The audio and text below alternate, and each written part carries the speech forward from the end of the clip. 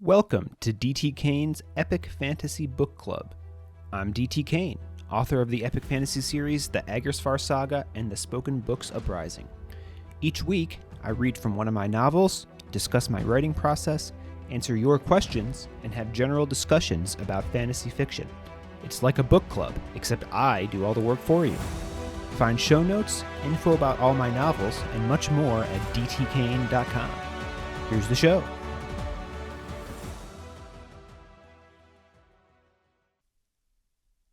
Hello, friends. Welcome back to DT Kane's Epic Fantasy Book Club. We will get started with the episode here in just one moment. To recap, because we stopped in the middle of a chapter last week, we will be reading the second half of Chapter 38 of Declaimer's Discovery today, starting on page 354 of the print book, if you're following along. In there, you may recall, Del just got to the site of the Triumvirate Congress. It's at a place called the May Neck, which is an amphitheater that's kind of carved into a cliff face right on the ocean vast. And Del just ran into Farston, and Farston is about to introduce him to the other members of the Congress. So, without further ado, here is Chapter 38, Part 2 of Declaimer's Discovery.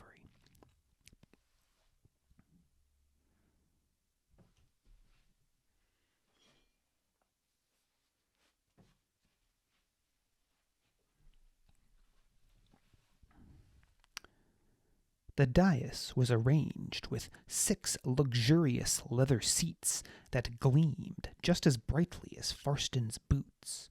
3 of the chairs were already occupied. Farston began by introducing him to the representatives from Fortune and the Conservatory. As the Congress chair, Farston represented all of Oration, not his home city, though, practically speaking, his status as both chair and a resident of Fortune meant Fortune had 2 representatives in the Congress, which was why the chairmanship was so highly coveted. Fortune's representative was Duke Meacham of Rovery Library, a man with several chins and graying hair. He had trouble rising from his tufted seat when Farston introduced Del. Meacham made no secret of his confusion over Del's lack of a hat or any sort of entourage. The Duke Rovery had 4 speakers standing at his back, 1 chained to each leg of his chair, and a pair of harpers with razors drawn, their eyes roving over the crowd as it continued to grow. The Duke's palm was damp with sweat as Del shook it, and despite the smile of greeting and kind words, the man's sagging eyes showed he'd already judged Del unworthy of the post to which he'd been appointed. Del barely contained a scowl as he returned the man's words of greeting with polite ones of his own. The representatives from the conservatories in Fortune and Enigma were a diverse pair. There ought to have been a 3rd representative from erstwhile, but there obviously hadn't been time to summon a replacement for Leamina after the Cityless attack. Despite having 2 representatives, the conservators only received a single vote, meaning there were 4 votes total for any measure under the Congress's consideration. The chair broke ties as needed. The conservator from Fortune was a tall, thin man with swarthy skin and coarse, dark hair, cut only marginally longer than that of a speaker. He eyed Del with unconcealed contempt, though that wasn't uncommon for conservators. They seemed to think themselves above even readers, though they had little true power of their own. The conservator from Enigma was altogether different. He was short and had skin like ill-cared-for leather. Instead of a white robe, he wore a fur-lined coat over top a stiff-necked white shirt that covered most of his throat. How could the man stand to wear such clothing in this boiling weather? A necklace of worm teeth hung around his neck, just like the one Rox had given to Bastion during the trials. Unlike his colleague, the Enigman conservator actually shook Del's hand. "A difficult task is given to us," the Enigman said. Del inclined his head, unsure of how else to respond. After thinking a moment, he said, "The words mean what they mean, Master Restorer." The Enigman nodded as if Del had said something profound. "And this," Farston said, guiding Del to the final seat on the dais, "is the representative from Enigma. Permit me to introduce Duchess Adalexa Stonebinder." Stonebinder? The Enigman obsession with truth created a number of oddities, their names among them. Even those had to hold some sort of truth. Odd, though. Stonebinder held some familiarity in Del's mind that he couldn't quite place. The Enigman trio was dressed in fur-lined coats, just as the Enigman conservator was, though theirs had Pront V. Lextor's scales stitched on either shoulder, the sigil of Enigma City. The similarities between the three ended there, though. The speaker was the easiest of the three to identify. He was surprisingly old for a speaker. His wispy hair was thinning at the scalp, which was another rarity, since Del had never seen a speaker with hair long enough to be called wispy. His brand, the scales of an influencer, was askew on his forehead, so that it looked as if the scales were tipped in one direction. He had an iron chain around his otherwise bare neck that had apparently been there for much of his life, judging by how the skin about it was calloused and scarred. And his eyes, or rather eye sockets, for he had no eyes, were like wrinkled fruit pits. His aged skin had yellowed like parchment, curling around the edges of the sockets so they appeared much smaller than they ought to be. Del shuddered, momentarily reminded of his dream. Next was what had to be the harbor of the group. She was shockingly tall, perhaps taller than Rox, if not quite as beefy. She wore a helm fashioned from the skull of a worm, its teeth still intact so that her face peered out from a sea of knife-like incisors. Her dark hair was worked into many braids, secured by small bones, clacking like the snapping of many crows' beaks as she moved. Much of her hair was dyed an icy blue, a color that matched her eyes. Her nose was bulbous and crooked as if it had been broken more than once. She held the speaker's chain wrapped in one meaty fist, and rather than a razor, she had two long blades strapped to either side of her waist. It was difficult to say whether they were swords or very long daggers. They started narrow at the hilts and grew wider until they were nearly wide as cleavers toward their ends. Near each blade's terminus they arced upward, such that the bottom edge was curved while the other remained straight. The reader looked like a child in comparison to the harbor. She barely reached the harbor's chest. Her blonde hair was so pale it almost appeared white, and was tied back in a single braid that fell halfway down her back. She had the same icy eyes as the harbor, and her lips were set in an expression of such stern consideration that she appeared to have swallowed them. Perhaps most curious of anything about the Enigman trio, though, was that she had a razor slung over one arm. "Duchess Adalexa," Del said, bowing to the diminutive woman. "Pleased to make your acquaintance." The woman's lips curved upward. It was a smile, though it had the look of an expression that one friend might give another when he has realized the other has done something very stupid. "Please pardon my appearance," Del said, feeling a need to respond to the woman's look. "I apologize if I've—" The giant woman standing behind the one to whom Del had bowed threw out an arm, wrapping fingers the circumference of wagon axles around his neck. She lifted him clear off the ground until Del was at eye level with her. Del thrashed his legs about, a good 2 feet clear of the earth. "I am Adalexa Stonebinder."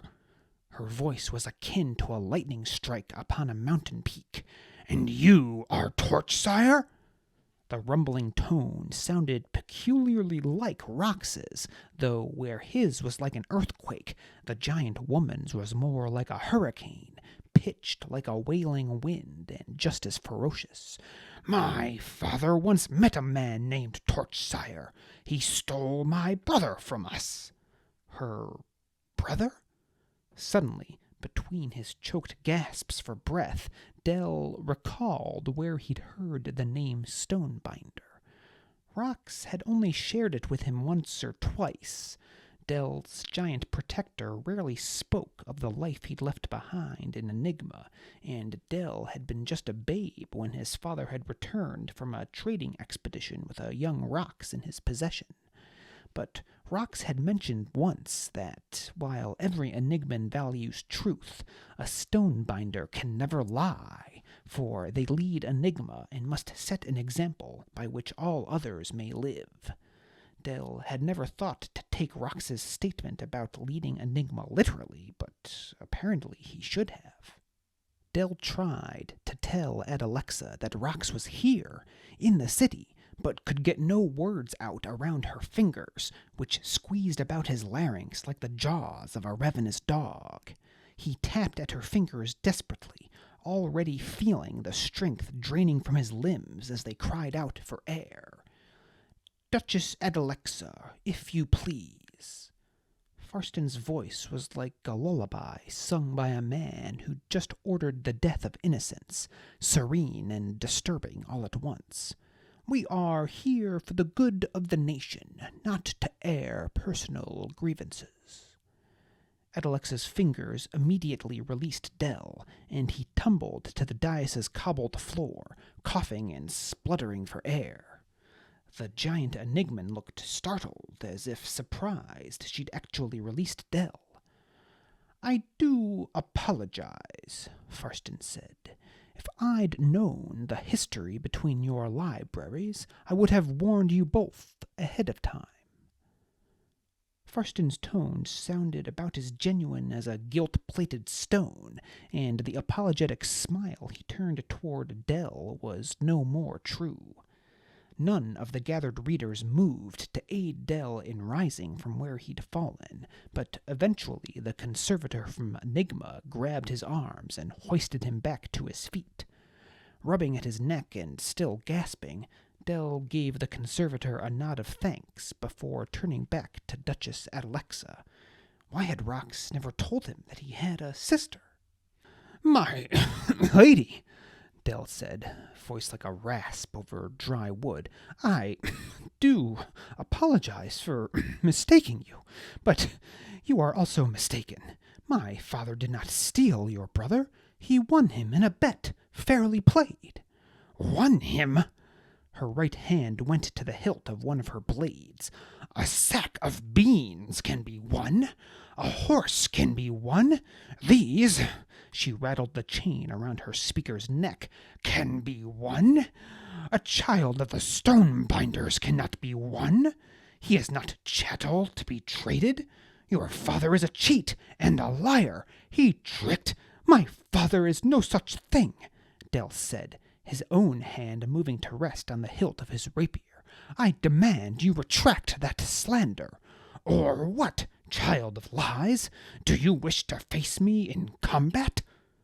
Del grimaced, though it was more so over the name she'd called him than the prospect of fighting Adalexa. Likely any duel would be stopped before he suffered serious injury, but child of lies? It was too close to how he'd felt about his life of late. No one could know that but him, well, and Farston, but he couldn't let such insult pass in front of so many people. Important people. "Would you call a man with whom your brother entrusted his razor a liar?" He slung the massive weapon off his shoulder, the weight of it making a loud clang as it impacted the stones of the dais. Adelexa snarled, one of her butcher's blades clearing its sheath faster than Del could blink and coming to rest along his jugular. "You twist my words." "I do no worse than an enigman," Del said. He ought to have been shaking in his boots. No one would have blamed him given the immediate prospect of death he faced. Yet, instead, he felt emboldened. Farston would likely reveal his secret soon, which guaranteed his life's end already. It was amazing how free one could feel in the face of death. A chuckle from beside Del drew both his and Adelexa's attention. It was the conservator from Enigma. The giant woman's blade left Del's throat to point at the laughing man. "Quiet your tongue, Aiden, or I will free you from its flapping." The conservator appeared entirely unconcerned, considering Adelexa with a sparkle in his eyes. Del gripped his rapier once more, considering whether he ought to take advantage of the woman's diverted attention. "Marquis Deliritous, Duchess Adelexa," Farston said. "Perhaps another time, when there are not so many people watching." Del glared at Farston, but then looked out into the crowd. The Mayneck was nearly full, and had grown surprisingly silent given the number of people pressed onto the grass-covered benches and standing in the aisles. "Right," muttered Del. Apparently, if he was going to shame his family and all of Erstwhile, he was going to do it in spectacular fashion, not only coming ill-dressed and unescorted to the Congress, but challenging another of its representatives to a duel before it even officially begun. He released his grasp on the hilt of his rapier and stepped back from Adelexa. "My lady, I apologize for any slight you believe my family has wrought upon your own. But while I am my father's son, I am not my father, and Rox has been my trusted protector for many years. He swore an oath to me, and as he is often wont to remind me, he would rather die than break it." Adelexa turned back to Del, her blade returning to a precarious perch just above his clavicle. She looked as if she were still considering spilling his blood, despite Farston's admonition, but then Conservator Aiden said from beside Del, "The words mean what they mean, Duchess Adelexa." Somehow, the conservator's tone held a hint of irony, one that Del didn't understand. He certainly didn't sound nearly as serious as Rox when he used that phrase. Adelexa glared at Aiden, the teeth of her helm causing her to appear more sinister than angry. But she sheathed her blade and muttered in reply, "The words mean what they mean." Del released a long breath. "Wonderful," Farston said in a feather-like tone. "Now that that's resolved, please take your seats. We will now commence this special session of the Triumvirate Congress."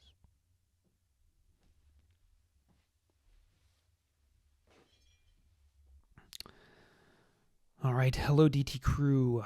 Welcome back to DT Kane's Epic Fantasy Book Club. Today is May 7th, 2023.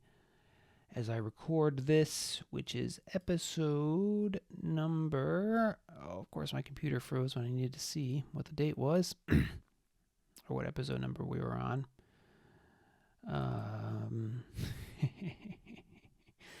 This is one take, people. Episode number 36 of Season 2 of the podcast, and episode number 63 overall. I should really write that down on a Post-it note or something before I hit record, but oh well.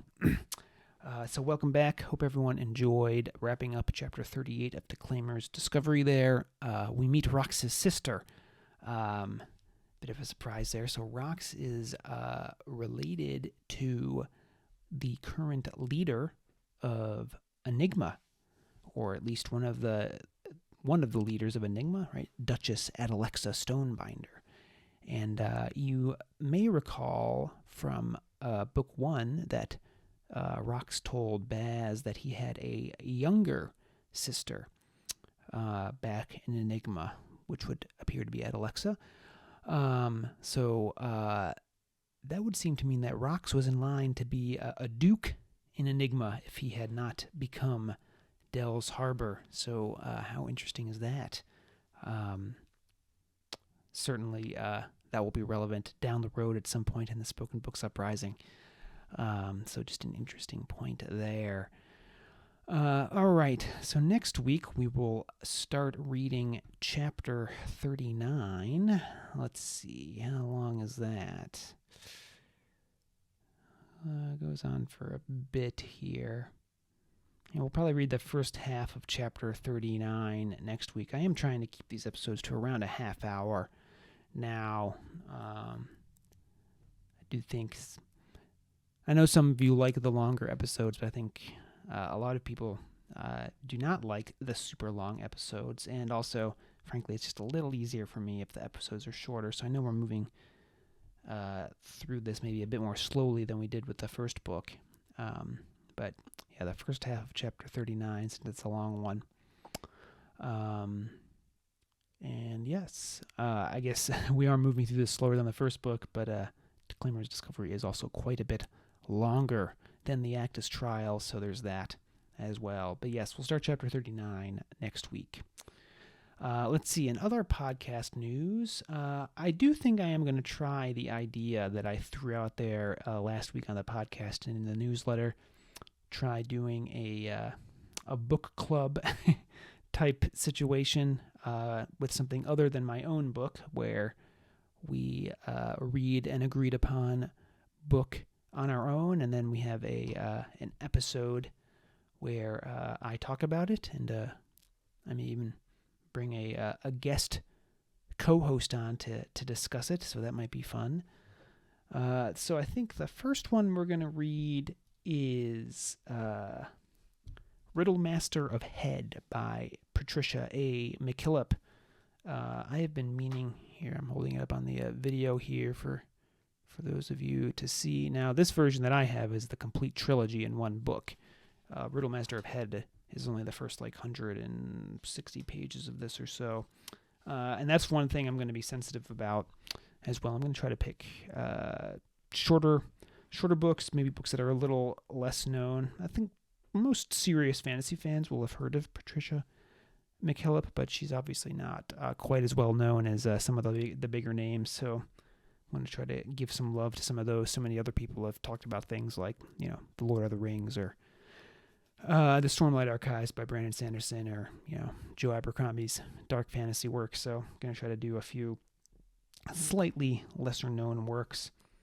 So yeah, let's see. Why don't we aim to collectively, if you're interested in participating, try to finish reading Riddlemaster of Head by, let's say, the end of June. So I think if this works out, we'll probably do it on a monthly basis. But for now, since this is a new thing, I want to give everyone time to clear the decks and time to read the book. So I'll be reminding folks on future episodes, and I'll post about it in the newsletter as well. And then maybe after the July 4th holiday here in the United States, we'll have our discussion episode about it. So again, Riddlemaster of Head by Patricia McKillop. Again, that's just the first book of the Riddlemaster trilogy. We're not going to be discussing the whole trilogy, at least not on this first pilot episode of the book club inside the book club here. Okay, so I'm kind of excited about that. We'll see how that goes. I'll probably be soliciting people to send in their questions or discussion points about that as we get closer to the air date of that episode.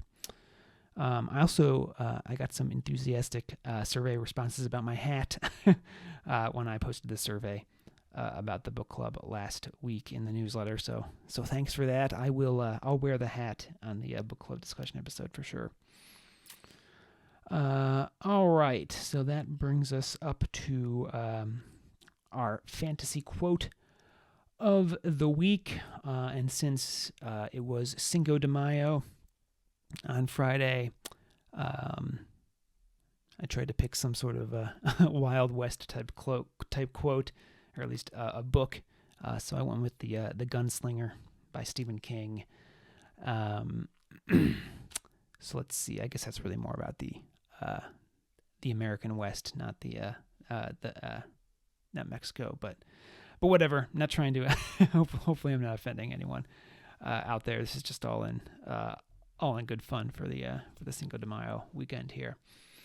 But okay, so like I said, this is from Stephen King's Gunslinger. So this is actually the first book, which is called The Gunslinger. I think people often refer to it as the Gunslinger series as well, or I think it's actually the Dark Tower series, right? Whatever. Here's the quote. Size defeats us. For the fish, the lake in which he lives, is the universe. What does the fish think when he is jerked up by the mouth through the silver limits of existence and into a new universe where the air drowns him and the light is blue madness? So like I said in the newsletter here, to kind of introduce the essay this week, I've been reviewing some of my favorite writing advice lately as I deal with some of the ups and downs of drafting my next novel here. Some days I feel great about it, other days the self-doubt kind of rears its ugly head, pushes in, despite my best efforts to keep it at bay. If you've been keeping up with the newsletter, you'll know my current work in progress has become quite large, which is, I guess, is good news for all of you out there. You're going to get a nice big book to read once I'm done with it, but I'm going to have to go back and edit this whole thing, and it's going to take a while. I don't know if I've talked about it on the podcast before, but editing time is not proportional to the length of the finished product, at least not for me. I find the longer a draft becomes, it's not like a 1-to-1 ratio of drafting time versus editing time. It takes a lot longer to edit a longer book because you have to, just make sure things are staying straight. There's usually more than one perspective in longer books, which is the case